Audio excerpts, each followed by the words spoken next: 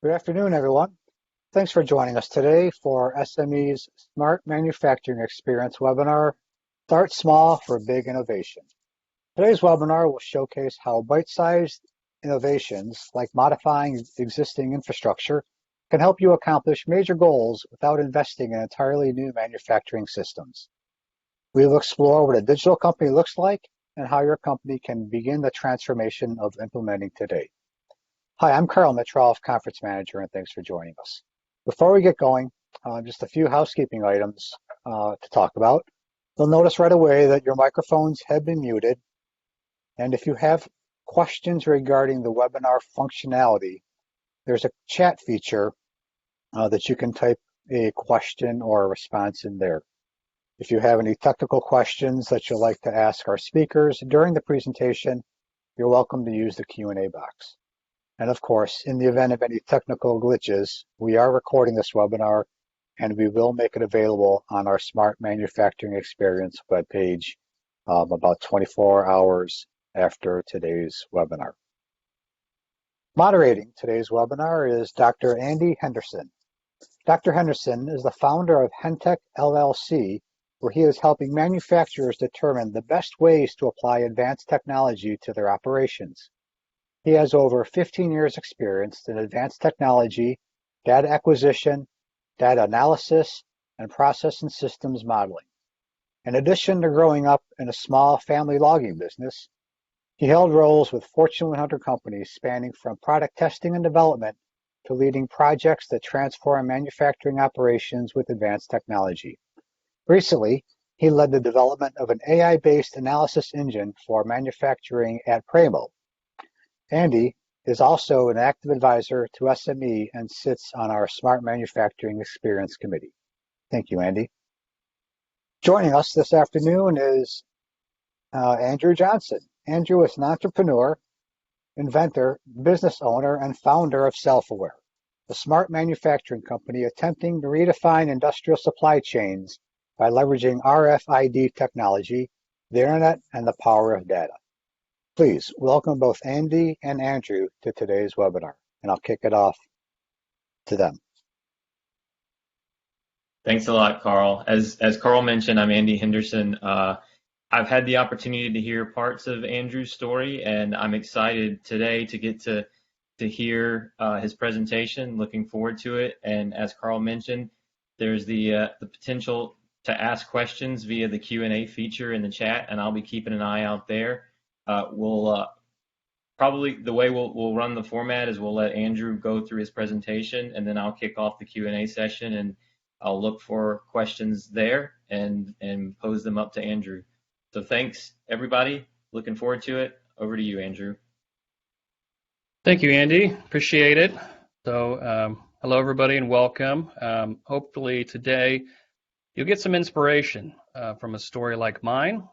The overarching theme is we're just a bunch of normal guys who are hell-bent on optimizing our small business and found a way to do it. We weren't necessarily highly educated or trained in the area of digitalization, but we were highly motivated and passionate about what we wanted to do. So I'm hoping to obviously convey some of that passion to you today, encourage you, inspire you to get going with your own innovation story. And maybe someday you'll be hosting your own webinar about what you've done, where you've been, because it is a fun adventure to get off on. So I will start with a little bit of background, who I am, why I'm here. Just like Andy, I grew up in the small business environment. My dad founded a company called O-Ring Sales and Service in 1982. They sell O-rings. He was very creative in his naming of O-ring sales. So we sell O-rings and seals and gaskets predominantly to the manufacturing space. And it ran as a small company until I joined in 2009, right out of college. I have a bachelor's in accounting. And then it was through an ERP adoption that we launched into this digital innovation journey where myself and my brother-in-laws, which you'll hear more about today, these guys were in the trenches with me. So I'm from the front lines of digital innovation, probably a little bruised, probably a little battered. And the reason I'm here is because I have a passion for industrial innovation. I want to see American manufacturing succeed and get back to its greatness in the world stage. I think now is the time. We have a great opportunity in front of us despite this chaos, which we'll talk about here in a second. Number two reason, I have that transformational experience. So I'm not an academic. I'm not a professional speaker for that matter. I am a practitioner. I bring that perspective to everything I do on digital transformation, and I try to lead with actionable items. So advice that you can go take advantage of today. So that's my reasons for why I'm here.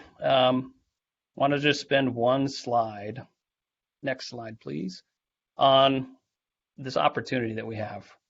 Humans are great at dealing with novelty, but we're in, no better way to say it, but hyper novel times. And even we are struggling to adapt with the situation we find ourselves in. So I wanted to run through the opportunity, this chaos that we're in, and just talk about a few of these points to set the stage for your innovation journey. Now's the time to innovate because the world has stopped globalizing. So I think the end of globalization is upon us. We can see that through supply chain disruptions, regional wars. We're going to have some issues finding petroleum. Europe's going to be dark and cold. It's chaotic out there, a little bit scary. We also have some economic drivers that are pushing us towards innovation, becoming more optimized and more efficient. A couple of those, inflation, really feeling the pain of that right now. High interest rates, those are going up to counter inflation, of course. And mergers and acquisitions, for which the last decade have been on a hot pace, don't seem to really be slowing down. So mergers and acquisitions are also driving us to make changes as markets consolidate, as the power players change, all of those change pushes us to innovate. Lastly, another good reason to innovate, to optimize, to become more efficient, taxes and new regulations. This is a topic or a reason that I don't think is discussed enough in the media and in the broader narratives that we hear. Taxes and regulations in this country make it very difficult for manufacturing companies, especially small to medium-sized ones, to advance, to grow beyond small and medium and get to the next size. It's difficult to do that. I know from a family business perspective, it's been very difficult to take a generational company from one generation to the next, thanks to taxes and regulations. And lastly, I got a picture of an actual Elon Musk SpaceX rocket ship there on the screen, and I put the words COVID-19 on the side of it. COVID tossed rocket fuel on these flames that were already smoldering in our country for the last decade or so. So all these above reasons were already in play, but COVID certainly expedited all of this, drove us quicker towards the need to change.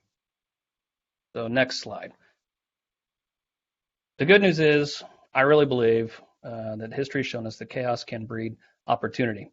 So the opportunity inside this chaos, from my perspective, a small business owner in the industrial marketplace, I see all sorts of archaic and underdeveloped companies, archaic and underdeveloped processes.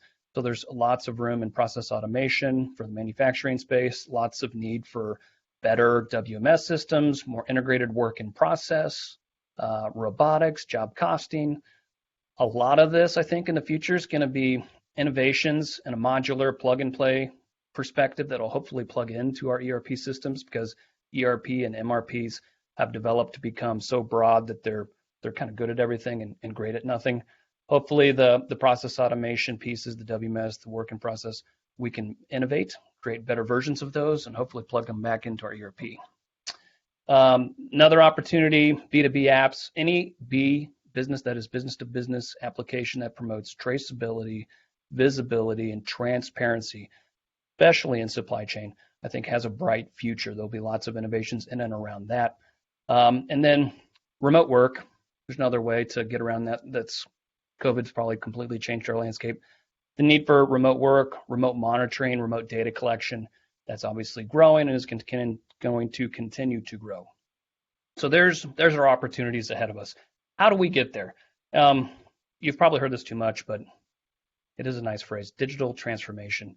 It's been underway in a lot of marketplaces. We've been talking about Industry 4.0 for quite some time now. Today, though, I'm hoping to explore it in a little bit more practical terms, put it in more layman's speak. So we're going to explore digital, what those characteristics of a digital business, digital manufacturer, digital industrial supplier look like, and how you can leverage these to differentiate your company. So we're going to hopefully drill into some inspiration on how you get there, talk strategy first. Then we're going to talk strategy as applied to my personal business story. Hopefully from that personalization, you find some inspiration. So I like to start at the beginning. I like to start at the end. Next slide, we're going to look at key attributes of a digital business.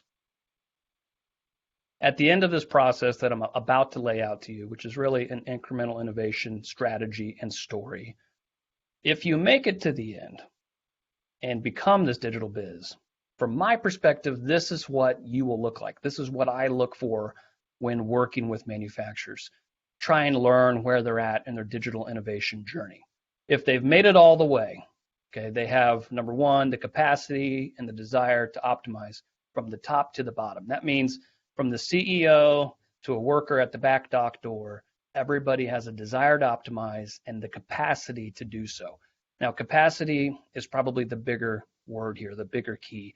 I think everybody has a general sense or desire to optimize, hopefully, in your company. But the capacity to do so can be difficult. And what I mean by that is you're not working in the business necessarily, swamped by daily fires and always putting out those fires, but you have a little bit of free time, a little bit of margin, and you can explore ideas and opportunities to optimize your company. So to get that capacity, you've probably gone through an innovation journey to open up some free time and incremental innovation. And I'll talk to you a little bit about what that means, but you'll see it in people's eyes. They're not drowning in their daily work. They have the capacity to have a conversation with you regarding innovation opportunities.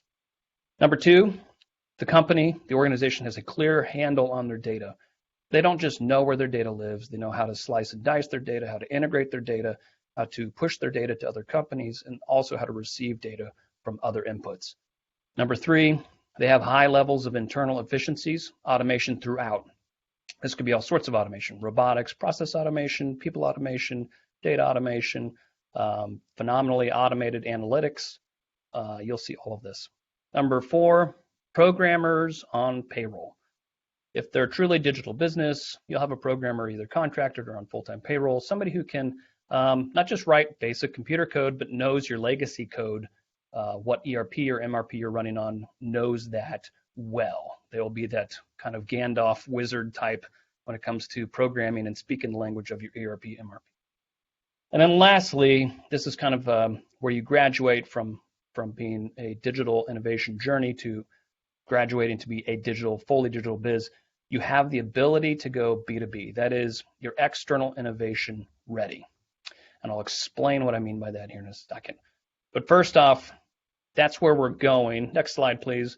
We're going to put this in context, this incremental innovation strategy in context of baseball. I think it's a very applicable analogy that I've used before.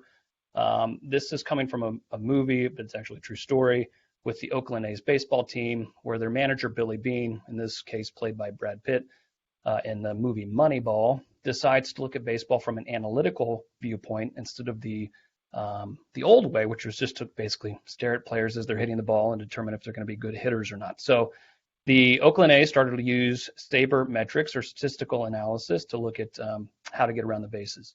They took a more interesting approach to winning the game. So instead of trying to win the game with home run hitters, which are expensive players to go out and get, they had a low budget. They won the game by getting around the bases in a variety of fashions, whether that's base hits, getting walked, by getting maybe hit with a pitch. Doesn't matter. They were concerned with getting around the bases and doing it quickly. So that's what we're concerned with. We're looking at innovation from an incremental standpoint. We're not swinging for the fences. So next slide. When it comes to ROI, translating from the baseball analogy to a little bit of accounting or a little bit of math, finance, we have to think small for big innovation. That is, we're looking for the base hits, not the home run. So an entrepreneur's perspective to this ROI equation is a much, much smaller return and a very small investment. We're looking to do that over and over and over again. From an innovation perspective, this will get us around our digital innovation journey. There's lots of reasons to take this approach, but I can tell you simply hitting or swinging for the home run and missing is not what you want to do. It's very detrimental to your innovation process, and I see too many companies attempting the home run. So today, to start the strategy, to get the digital biz, and have all those key attributes. To develop those, we're going to take a base hit or Moneyball approach. And then another quick definition before we keep going on the innovation strategy. Today, in my family business story and in this webinar, I'm going to be referring to external and internal innovations. You heard me say it earlier when talking about key attributes of a digital business. That last one, the ability to go B to B, that is the idea of an external innovation. That's difficult to do. So the vast majority of our base hit or Moneyball approach is going to be spent inside your walls. This is an internal innovation. So these would be innovations in the front office, maybe work in process, wireless warehouse, paperless travelers, digital travelers, a document server. These are all small innovations that from the outside might not look like they move the needle much, but they're getting you around the bases. And that's predominantly what we're going to be talking about today, is inside your four walls versus the external innovation, which is a system that goes out and touches either your suppliers or your customers. Those are much more complicated and will be tackled, but only after you graduate through this whole innovation journey. So next slide, keeping with the Moneyball approach, the baseball analogy, just for a visual reference, I tossed a runner on the base. Doesn't look like looks more like a track star instead of a baseball player, but regardless, he is sprinting from first base to second base. Along this journey, it's going to look different for every business, but these internal innovations, your base hits, they could be something as simple as analytics. It's a very common first innovation. So if your company doesn't have a stout handle on their data from an analytical perspective, very good first innovation or base hit that you would want to take right out of the gate. Second base might be work in process, traceability. Third base, digital supply chain. Home plate, we kind of have like that digital company would be. So that's your baseball analogy. Before you take the field, go to the next slide. There's really three things in the locker room you want to prep your team for if you're going to jump into this innovation journey. And those three things, three keys, at least to our success, were number one, this big vision, small start. So this is, hey, we're going to get to home plate, but we're going to get there by hitting base hits. So you set your big goal. What is it you want to be when you grow up? What do you want to get to at home plate? But you have to get the base hits accomplished first. Number two, three keys to get going. You have to commission a team, obviously. Before you take the field, you got to have your team. And I'm going to play all this out in my family business story, but fate handed us our team. Your process will look a little bit different, I'm sure. Some CEO, manager, executive might hand you your team.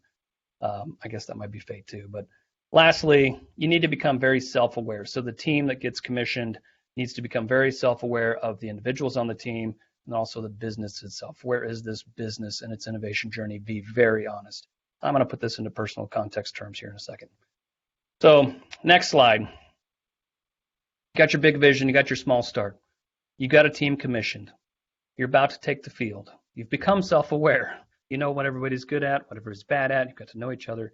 What are you going to start tackling for your base hits? And in that earlier slide with the baseball runner, I showed you just a few ideas, but more broadly speaking, your innovation journey from this incremental innovation approach is always going to start in operational excellence. For a manufacturing company, it could be several different areas, including analytics, internal automation, work in process is one I hear all the time, or warehouse management. There seems to be a lack of work in process functionality inside of most MRP systems. So that's the ability to tell, where your stuff is through the manufacturing facility. At what point is this order in? Is it in stage 2 or stage 3, or is it moved on to shipping, final completion, build, or assembly?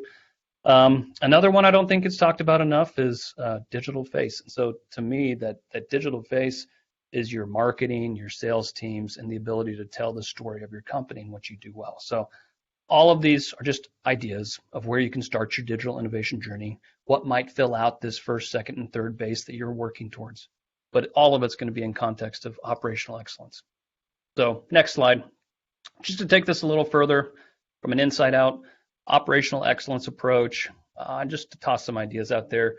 From an administrative front office, you might look at a document server, an analytics server, or something as simple as dual monitors. I kid you not, but I've toured a lot of industrial manufacturers and industrial suppliers to those manufacturers, and we're working on multiple systems, inputting data into an MRP system, maybe also into a web-based application.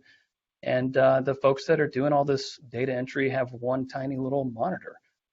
Dual monitors is wildly effective. So maybe that's your early innovation project, is getting everybody in the office dual monitors or 3 monitors. In fact, my brother-in-law has 4 monitors. Guy's lost his mind. But multiple monitors are a must, and it can be that simple to get you going down your digital innovation journey. On the production floor, it could be smart inventory, digital travelers, robotics. My family business tackled this last one, predictive packaging. I don't think we have time to unpack what exactly that is today, but we used basically analytics to predict what we were going to ship out, so we could pre-package stuff to save time in actual picking and shipping. So who knows what it might be? Again, it's going to look a little different for everybody, but these are going to be bases that your team is going to identify that they're going to run with their big vision and small start. All right, so next slide, back to the baseball analogy again. I really think that this innovation game on the Moneyball approach incrementally could take you years. For my family business, it started in 2012 with that adoption of an ERP system. It took us a solid 2 or 3 years of operational excellence and optimization to get our feet under us as an innovation team. So that's my brothers and I innovating the family business, redoing processes from the front door to the back.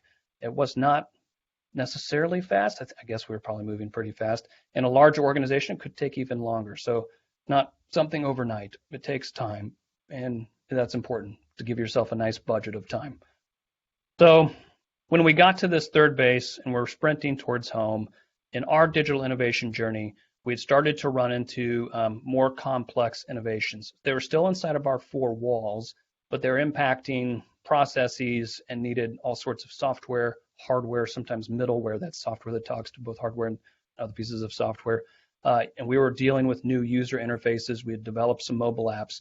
We had gotten into this brand new territory, again, headed from third base to home. So we're towards the end of our journey, I guess, to become a digital business, when we ran into this concept of what I call the tech stack.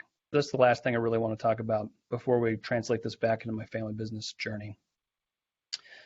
And this is just a concept that I think is important to understand. The tech stack is a combination of programming languages, frameworks, tools that developers, in this case my brothers and I, use to build web or mobile apps. We were completely naive to this whole world. Just had our heads down, innovating the family business, starting with stuff as simple as a document server, how to digitalize our paperwork, get rid of the file cabinets, dual monitors for everybody. But as we rounded the bases, we got into this need of, okay, how are we going to make this dumb counting scale smart? Well, we're going to put a small computer inside of it called a Raspberry Pi. All right, how are we going to communicate with the Raspberry Pi? Well, let's see, we should use a mobile app. So we used a mobile phone app and went that way. So before we knew it, we were into this new territory called the tech stack. And I'm sure there's people on the call or on the webinar that are much smarter than we were, that knew all about the tech stack, but we didn't. So I wanted to make sure to get this out there because we were completely naive to this whole giant ecosystem of frameworks, programming languages, databases, web servers. Is the internet your interface? What's your user interface? Brand new to us. Now, along this journey, my brother-in-law, my oldest brother-in-law, had learned some computer code. He was a bit more savvy in all of this, and he laid out our options for us in the tech stack. I wish I would have had the sandwich analogy because it would have made more sense to me early on if somebody would have put it in context of a Big Mac, but I found this recently. So next slide. Just to give you a broader concept of the tech stack, this is the ecosystem that you can be innovating inside of. These are like all marketplace, third-party market choices. When it does come to you as an innovation company, innovative team, putting together more robust innovations, you're going to start to pick kind of a la carte from this ecosystem, that's the world we live in, the tech-savvy world.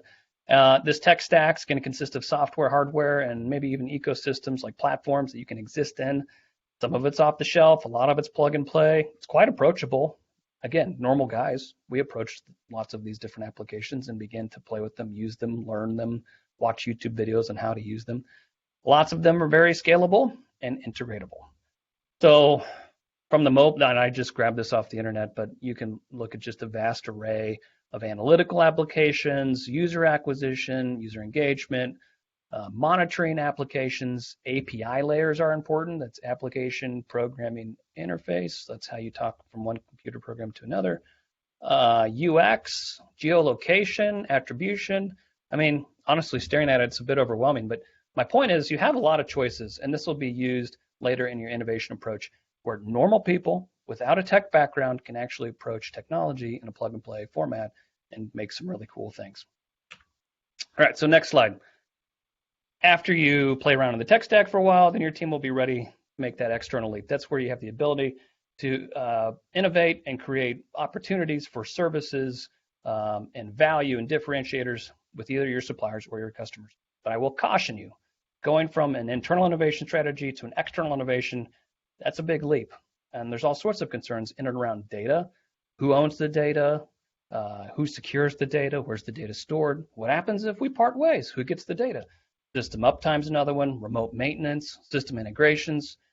Word of advice there is just don't do system integrations. They're miserable. But these are all highly complex, very difficult to answer questions, and they need to be considered thoroughly before you launch an external innovation. That's why I put it at the very end.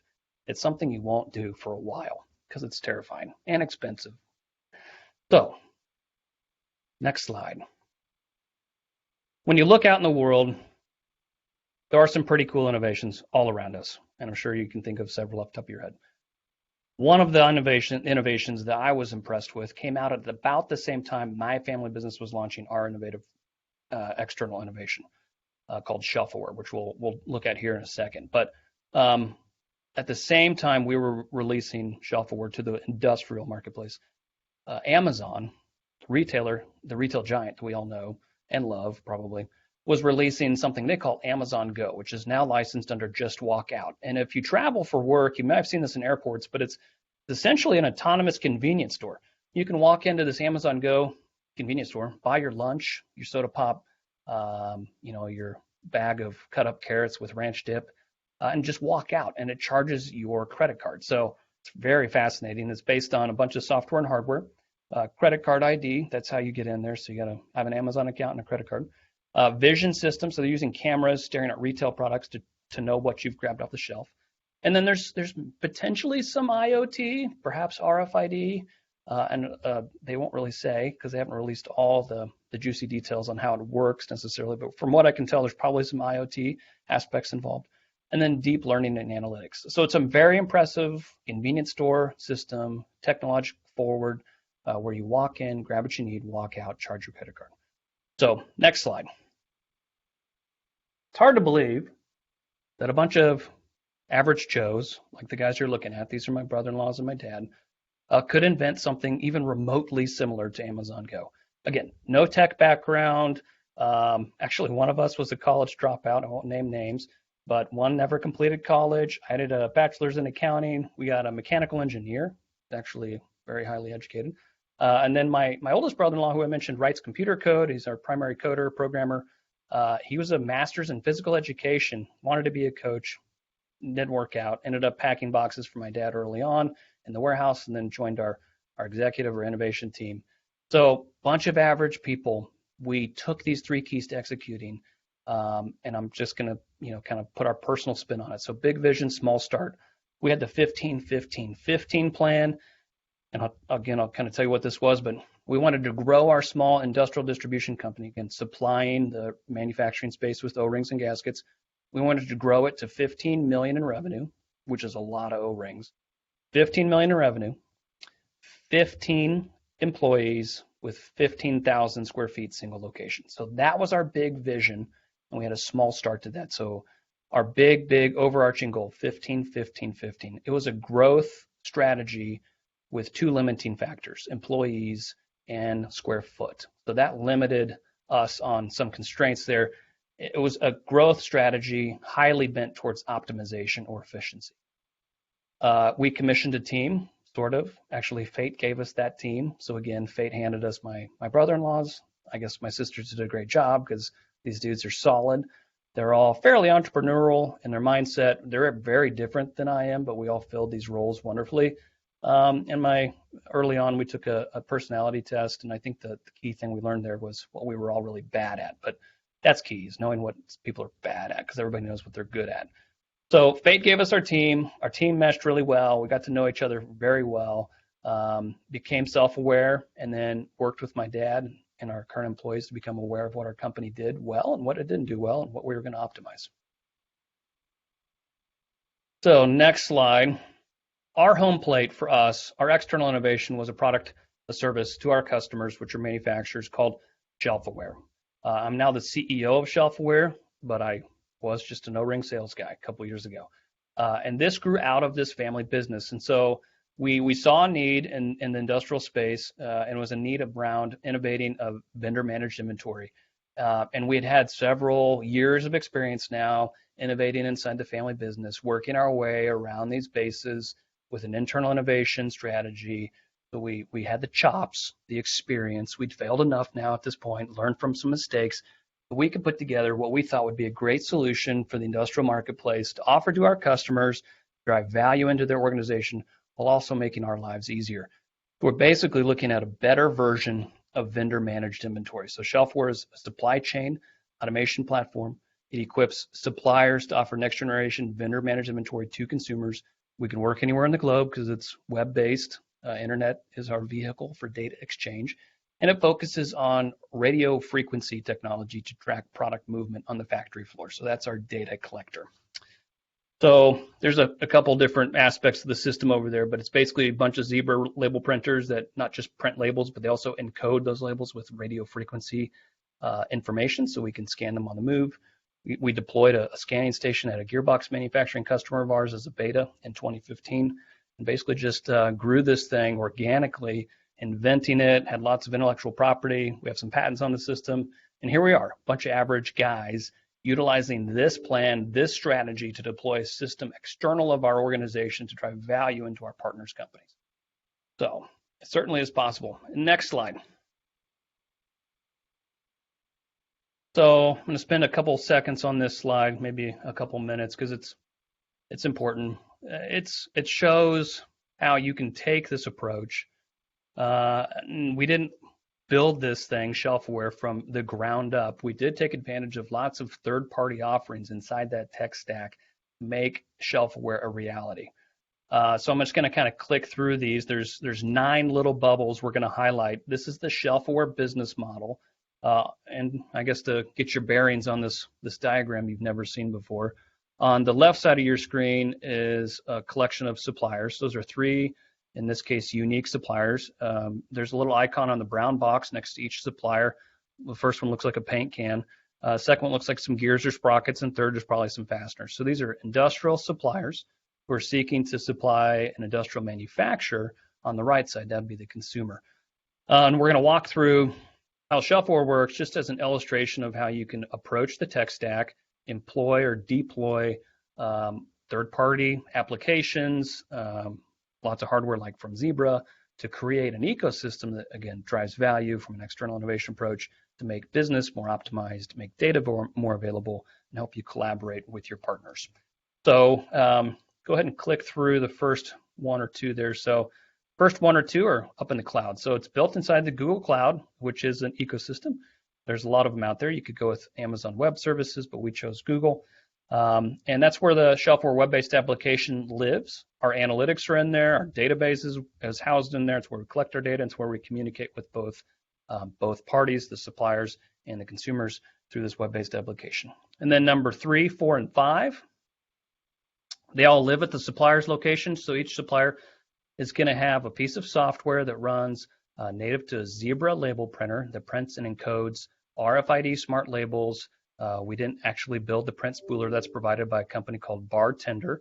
And so our web-based application talks to the Zebra printer using the Bartender print spooler to print and encode smart labels. Those smart labels are applied to any product packaging, and then it's shipped to the customer's facility. So once you get to the customer side, the manufacturing facility, there's 4 more pieces of the tech stack that live there. Number 1 is a piece of Java script that lives, again, on another piece of Zebra hardware. So 6, 7, and 8 are all living at the manufacturer's facility. JavaScript lives inside of the Zebra firmware. So we hijacked their firmware sort of to run a Java applet native to their systems. So they had a nice firmware. We used it. It works well. It makes the hardware very stable. This is the RFID reader that scans the inventory as it leaves the inventory area, telling telling suppliers that the inventory is gone, communicating that it needs to be replenished. So we got a little bit of Java. We have a mobile app that runs Android or Apple that helps us do inventory audits, and then another Zebra handheld scanner. So 4 or 5 pieces of technology live there at the manufacturing facility.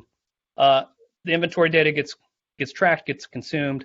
Inventory gets consumed, data gets pushed back up to the cloud in the form of demand data, gets driven to the web-based application, which again turns into order data at the supplier's location and replenishes the inventory cycle. So this whole cycle takes about a week typically, from manufacturers consuming inventory to suppliers sending more. And it just rinse and repeat every week. So again, average Joes put together some approachable technology using off-the-shelf pieces to keep it inexpensive, accessible, and scalable. Turned out to be practical, pre-built, flexible, intuitive. I don't know. It's a good little system, very practical and well built. So again, average people using the tech stack approach, innovation met incrementally through years, we were able to get to this point and launch an external innovation. So we've talked strategy. We've applied the strategy to the family business scenario, seen how a bunch of normal Joes can innovate and drive innovation in a big marketplace, scalable innovation, hopefully changing the landscape for the better. So my final thoughts. Last slide. I think I'm pretty much on time, which is a miracle. And we'll open it up for questions and answers. You guys can ask me anything. Family business questions if you like. I really don't have any secrets. I tend to just be probably too frank with our business innovation journey. So ask me anything. Start putting in your questions in the Q&A. I'm going to leave you with these final thoughts. Number one, don't wait. You really got to start planning your first internal innovation today. Not because I say so, but because I guarantee your competition is not waiting. You have a competitor out there today who's launching something that's quite innovative, going to give them an edge in the marketplace. You got some catching up to do. Number two, look to third parties to speed up the process. This was the whole tech stack idea. We didn't invent the print spooler. We just licensed it from Bartender because everybody already had it, and it made a lot of sense. So look for third parties where it makes sense. You can invent things organically when it doesn't make sense, or you can't find a third party that does it for you. Third, be prepared to fail. You're going to fail. We failed many times. You just want to fail fast and then obviously learn from it. Part of this failure and learning from it, that cycle, is going to be much more graceful if you start your innovation journey with innovating in and around your ability to analyze data. So this analytics we talk about. If that's one of your early innovations, that's good, because the analytical package that you create will help you analyze your future innovations to see if they're successful. And then lastly, if you take this leap and you tell your story, you will attract talent. So not only will you become a better, more efficient company, but the process in doing this will have all sorts of great stories attached to it. They'll be doing fun and interesting things. You can market all of this to your marketplace. Use it as content in a LinkedIn or YouTube strategy. Update your website with the story, with this content. These journeys are fun. Failures are good. I think you can also advertise those failures because it's authentic and your customers will relate to it. So don't hesitate to tell your story, because you will not only hopefully attract new business, more business, but you also attract great talent. People want to work for organizations that are innovative, that are willing to take risks, that are going places. So be that company. And then last slide I think I have up there for the Q&A that we'll leave up during the Q&A is my contact information. You can find me on LinkedIn, search Andrew Johnson, Supply Chain Innovator. You can email me directly, andrew@shelf4vmi.com, if you have questions about supply chain, vendor managed inventory systems. YouTube, if you want to learn more about Shelf4, it's probably the best place. Our website's okay, but YouTube's better. We just record everything we do, so you'll get to see us in a factory setting doing what we do in the real world. So I will kick it back to Andy, who's going to moderate Q&A. Hopefully you found this exciting, inspiring, and not just boring as heck. So go ahead, Andy. Yeah, thanks, Andrew. I know I did find it exciting and inspiring. It's really a great story about setting that vision and being methodical about executing. So kudos to you guys. I'll start out. There was a question asked in chat during the presentation, and I had similar questions of my own, and I think it's a great one.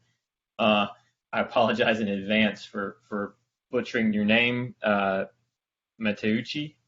But his question is, or the question is, are industrial companies and their CEOs starting to understand this concept of smaller incremental improvements based on their experience and mine as well?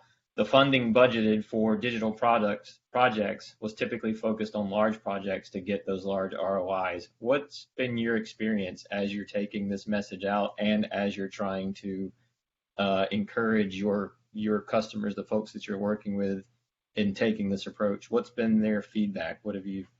Yeah, great question. And the unfortunate answer is, in the few short years that I've been doing this, I've had several speaking opportunities that have put me in front of some of those CEOs. I found that to still be true. They tend to live in clouds with their head kind of stuck up in the clouds, I think. And they've been so hyper obsessed with this home run theory with big ROIs. And I have not met many CEOs that are willing to start incremental and go down and get dirty in the trenches with their team members and just start to execute quickly. I think that's going to change. I'm starting to see small startups, innovative startups in the industrial space like Shelfaware that will hopefully see some quick success. I think it's when we see that quick success, it'll wake those CEOs up to the reality that the incremental companies have moved past them and created market differentiators, and really pain's the best teacher. So those CEOs might feel the pain of their competitors passing them up that adopt an incremental strategy. That's my guess. Yeah, and I tend to see and think that, those larger, especially in larger companies and larger organizations, the incentive structure is that the folks at the top need to set broad, expansive visions of tackling big goals, and then it's expected to get more and more discreet as you go down the chain, but it sort of becomes more and more constrictive as you go down the chain. And so I think that, like, what I'm really hopeful to see are those large companies being able to establish smaller, a culture of innovative teams, more local and more closer to the actual operations, to the floor. Yeah, So yeah, and one step further to that, Andy, I'd love to see CEOs roll their sleeves up and get involved with those innovation teams to just really understand like how messy this process can be.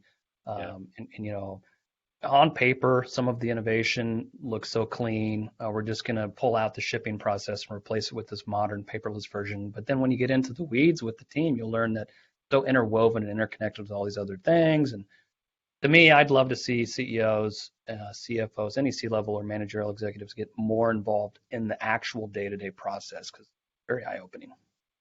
very good. Another great question just came in from Ellen. Did you get hesitation from companies from using the cloud? No, I haven't faced much hesitation from companies when we mentioned that our application's web-based and hosted inside the Google Cloud. Usually it's a selling point and something people are kind of, I guess, expectant to hear. They like the idea of cloud-based in our specific application. Our greatest hesitancy I've gotten from the market so far has been using or accessing the internet from the manufacturer's facility. So that's probably been the biggest hesitancy is letting Shelfaware's application communicate with the outside world through their local area network. So we've had to obviously work around those hesitations. Sometimes we go out and get our own internet service at a manufacturer's facility. Right now we're deploying applications with mobile internet access. So we're using cell towers basically instead of their local area networks. That's probably been the bigger hesitation from manufacturing leaders in and around our product is security, local network security. Do you get any pushback from the IT folks about setting up those cellular networks? And in my past experience, that's also been a major concern because it creates the opportunity for the secondary network that's supposed to be air gapped, but is it really air gapped to exist? Mm-hmm. What's been your experience there? No, at least in my limited experience, when if they have concerns around using the local area local area network or LAN or their internal internet network. Then as soon as we propose mobile, their IT kind of gets off our backs. So I think that's always pacified them up until this point. But I have not deployed shelfware inside of a highly secure facility yet. So no like defense or aerospace yet. I'm sure there'll be a whole nother level of security concerns in those manufacturing environments that we'll have to address and, find ways around that. But put the ball back in the IT court. It's up to them and their team to figure out how to provide internet access to third-party solutions and services, because that's the future of that manufacturing facility's ability to collaborate and become more efficient really resides around how do you collaborate, interconnect without the internet, and I don't see that happening. So they're going to have to solve that security. They're going to have to satisfy their security concerns at some point, if they want to progress into the future of what we think is efficiency. Yeah, I'll agree with that one. There should be a plan for it as opposed to reacting to and just saying no when these alternative solutions arise. Here's another question about for warehouse efficiencies, how do people and robots working? How do you see them working together in the future? Well, and I don't have a lot of direct experience working with robots. We have one robot in our family business that counts O-rings. He sits in the corner and counts O-rings and small parts all day for us. So he's not moving around. We don't have to like bump into him. But in more of a warehouse setting, my mind immediately goes to like Amazon, who pioneered the Kiva robots that pick up the shelving and move it to the humans who eventually do the picking and packing. So far, that seems to be the model. You're going to limit human movement and opportunities for them to create problems, basically, and opportunities for them to have errors by bringing the inventory to them in this kind of Kiva robot setting. And I've seen more and more deployments of that in customers and in some suppliers I'm working with. They're putting these over-the-head robotic systems that drop inventory at the feet or at the hands of the people who are picking and packing those orders. I don't know. They're figuring it out pretty quick. I was in Sam's Club the other day and they had a robotic floor cleaner that was just driving around, sweeping the floors in Sam's Club, and it did pretty well. I mean, my kids were screwing around with it, and it basically just got mad and froze in place for a while. So they're figuring it out. And I think there's going to be some mistakes made. I just saw a news article about the little food delivery robots that they had deployed in some of these metropolitan areas that were delivering food. The little robot would drive down the sidewalk, basically drive up to your apartment. And they had to quit deploying those in the middle of the night because, guys like myself who were out with their buddies, maybe had too much to drink, were beating the robot up on the sidewalk and like pushing it over and hijack just to mess with it. So I don't know. In the future, we're going to figure all that out and figure it out pretty quick. And it's being figured out right now by your competitions. Yeah, and there's a lot of attention on the human-robot interaction piece. There's a lot of attention being placed on, like, we talk about collaborative robots, so humans and robots being able to work together in the same space, and that's really just robots being able to having the safety mechanisms to stop and not harm a person. But there's this branch of research that says, in terms of collaborative robots, what about having robots being able to intuit what the person is going to need next? And let's say it's a tool, they're able to monitor what the human is doing and then be able to supply the tool to them when they need it, without that necessarily being in their programming. So that's another step of collaborative robots, which is really interesting as well. Sorry, go ahead. Was there something else, Andrew? Nope. There's another one here about computer vision becoming more prevalent, and is there hesitancy about installing cameras in production facilities? Have you had much experience with computer vision? We've explored installing a camera on the shelfware checkout station that would tell the system who was consuming the inventory. So instead of like swiping an RFID badge at the inventory station to check out your inventory, we would simply have a camera that has a piece of facial recognition software or AI loaded behind it that would recognize who walked up and interacted with the station, and then obviously record that in the database. When we pitched that to some of our current users, there was some hesitancy about installing a camera And then when I've approached some other market players in different areas, so other companies that are deploying solutions, they've all expressed similar concerns, or heard similar concerns from their customer base. Again, I would push that concern back into the IT of the manufacturer. Obviously, there's clear use cases for the use of vision systems in the manufacturing facility. It's going to be the manufacturer that addresses those security concerns first and allows companies like Shelfaware to play around with the ideas of vision systems, that creates the innovation space. Those are going to be the companies that are rewarded for coming up with a proactive list of, I don't know, protocols or application requirements to you to exist in that space using cameras. You Yeah. have to figure it out. Yeah, and a lot of what I hear is around things like privacy, right? So GDPR, if you're talking to a European company, primarily GDPR is a big deal where you're not collecting data about a specific person. And so a lot of the solutions that I've seen are where if there's an area of the camera's view that a person may enter, then it can be blacked out so that you're not actually on the camera recording that person and recording information about them potentially. Mm-hmm. But I know this is a hot area where there's a lot of interest and attention being placed on. But I can understand the concern, certainly. As an individual who values my own privacy, but I don't know. Maybe it's because of my age. I'm kind of over it. I kind of feel like anywhere I walk these days in public, I'm constantly being recorded and on video, especially if you travel to places like Europe. I'm about to go to Asia again. I'm going to Asia in February, and I know that every step I take in countries like China, they got my face logged and they know exactly where I'm going. So yeah. I don't know. Is it any different in a factory setting? You're an employee there, so you're supposed to be there. They know everything about you.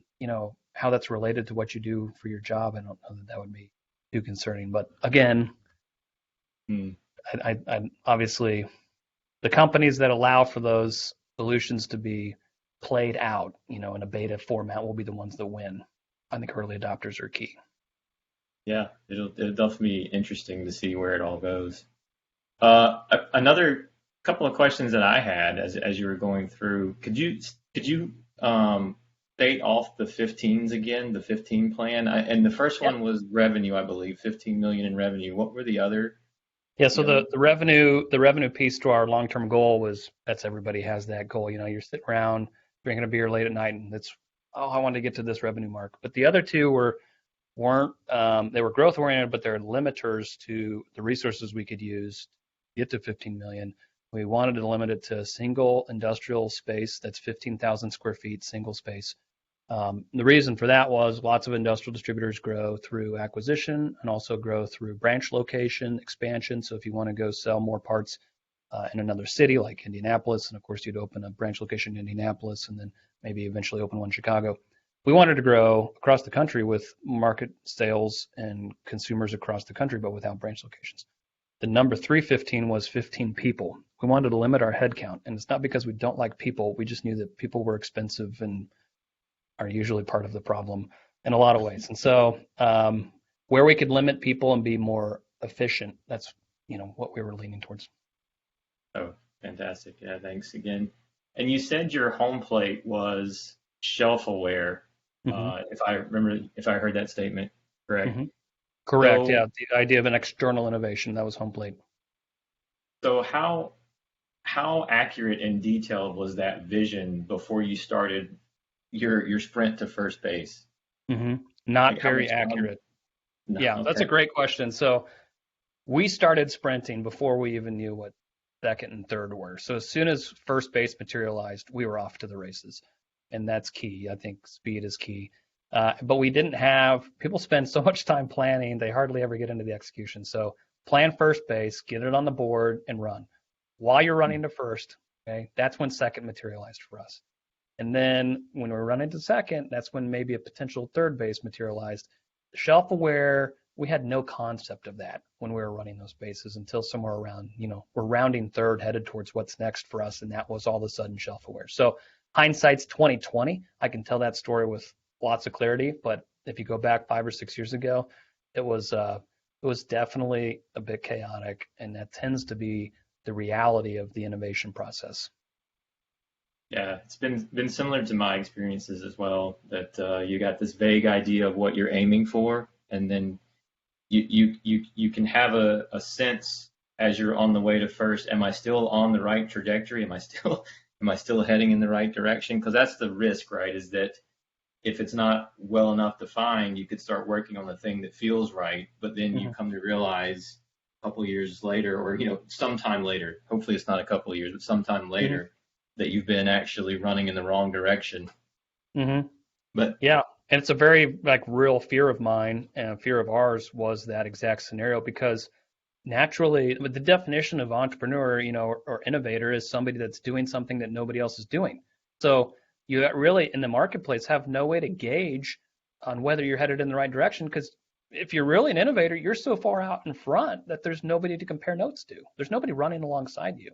So yeah, we were constantly terrified of that. Um, I think the only way to protect yourself from that reality is number one, have some really stout analytics that behind the scenes you're moving towards a goal for these reasons. And if you had analytics that would help you measure whether you're fulfilling those reasons, that can alert you sooner than later that you're failing on your objectives.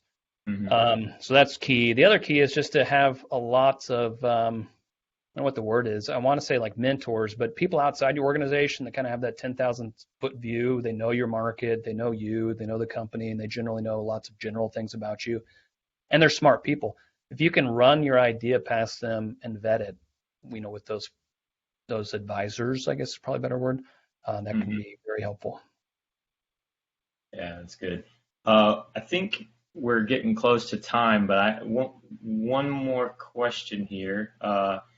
So what are your thoughts on skills gap? You mentioned one of the things that's key for digital business is having the programmer or programmers on payroll, Hmm. and there's a lot of talk out there about um, how everybody who comes into a company or even a manufacturing organization is going to need to have some basic level of programming as a skill.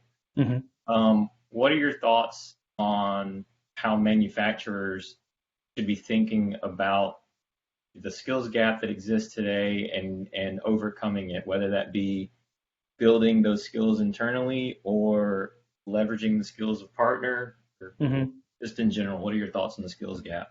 I'm not that worried about the skills gap. I know it keeps people up at night, but in my experience, if you have passionate people on your team um, that want to work hard and are passionate about your business and passionate about seeing it innovate and get better, they'll figure it out. In our case, we had a huge skills gap in many, many areas, and every day we just figured it out. And when I say figured it out, I mean we Googled it, and honestly, was the first thing we did is okay, how do we talk to the scale? What programming language does the scale speak? And I would raise my hand and say, I will call the scale company and see if I can figure it out from that perspective. My other brother-in-law would Google it and he'd start reading about the scales. My other brother-in-law would go to YouTube and start watching videos to see if he could find anybody else working with these scales. So we would just fan out and look for resources, typically on the internet, then come back to the whiteboard and jot down what we found. And typically we'd have a trail to start following, and we'd teach ourselves. So I think the skills gap is going to be a little self-fulfilling through resources like YouTube, and you're seeing like videos on almost every topic pop up. And that's where the vast majority of our intellect came from, was just other people who had been there, done that, something similar. So maybe I can state that in words that resonate with me as well. So so curiosity is one, initiative would be another, and Mm-hmm. those will curiosity and initiative and tenacity will overcome the skills gap. Is that kind of 100%. You nailed it. Yeah, that's a great way to put it. okay? Yeah. Well, I think we're at the hour mark here, Carl. I don't. Do you wanna wrap us up and close us out? Yeah, thanks. Thanks for that great conversation, the great Q&A. I think that was a home run as far as trying to conveying the story, and it was interesting and inspiring. And thank you for sharing that. Um, Special thanks to Andy and Andrew for providing their insights into their experience in the digital transformation and proving that small steps can be implemented to transform manufacturing operations successful. We appreciate your time supporting our manufacturing community and SME events. So thank you both for spending your hour of time with us. And of course, a very special thanks to all of our attendees who participated this afternoon and listened to you. We appreciate your time as well. We hope you found this information and this discussion to be informative. And again, this webinar has been recorded, and if you just allow about 24 hours, we'll post it on our website. There'll be a follow-up email to all attendees, and then I believe in that there'll be a link in the email that can also link out to the recording. So again, thank you everyone for your time, and we really appreciate it, and we look forward to seeing you at our next SME webinar. Have a great rest of your day, everybody. Thank you.